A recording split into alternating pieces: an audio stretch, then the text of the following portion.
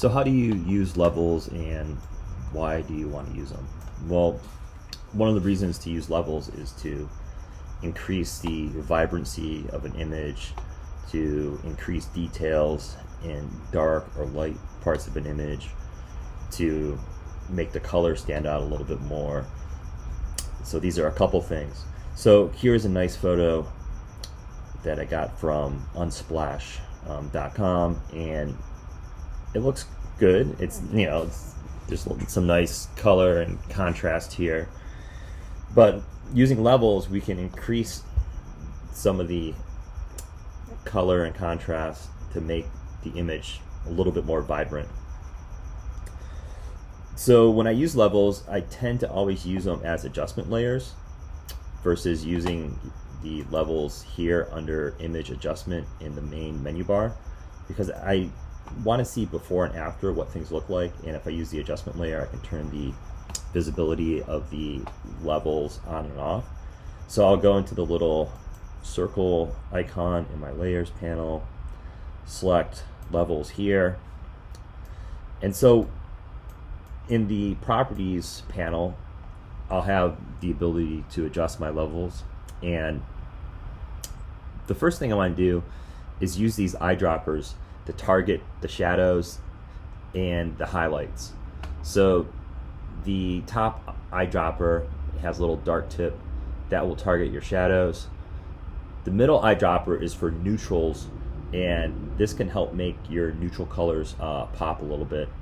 But initially I'm just going to target my darkest areas and my lightest areas, and the goal is to bring out more detail in those areas. And when I do that, you'll notice that the histogram in the middle is going to change. It's going to adjust. So if I click on my top eyedropper here, which is the eyedropper with the dark tip to adjust my darkest areas, I'll go into the image and pick an area that is somewhat dark, not 100% dark, and I'll click, and you'll see it kind of brings out a little bit more contrast in the image. It brings out more color, and then my histogram is going to adjust there. So I kind of targeted an area saying this is going to be my dark area of the image when I do my levels adjustments, and then I'll do the same thing with highlights. So I will go to the eyedropper with the white tip, go to part of the image, and find an area that is what would be like the lighter area of the image, and click, and now you see that kind of really boosts the contrast even more. So it really brings out more vibrancy by picking that white point target. So we're calling these for the black eyedropper, that's your black point target. For your white eyedropper, that's your white point target. And by targeting these areas now, the level histogram has changed, but because of that, I've kind of excluded my extreme darks and my extreme lights, and I've set those two areas as being my new extreme points now. And in doing so, it kind of lowers the neutrality of the image, and I get a more striking, more vibrant image. And you can go into your levels adjustment layer now and click on the visibility on and off, and you can kind of see that. So when I turn off that adjustment with that level targeting, the image kind of has a white cast over it, it almost seems like. And when I turn that on, I can immediately see all the colors beginning to pop. So in a way, it's getting rid of a certain amount of gray in the image and bringing out more of the darker tones and more of the lighter tones when I do that.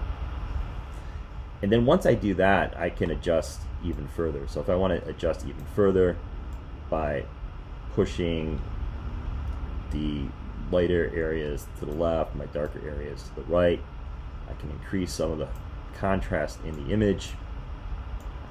I can adjust the neutral range as well by moving the triangle in the middle here, the middle slider.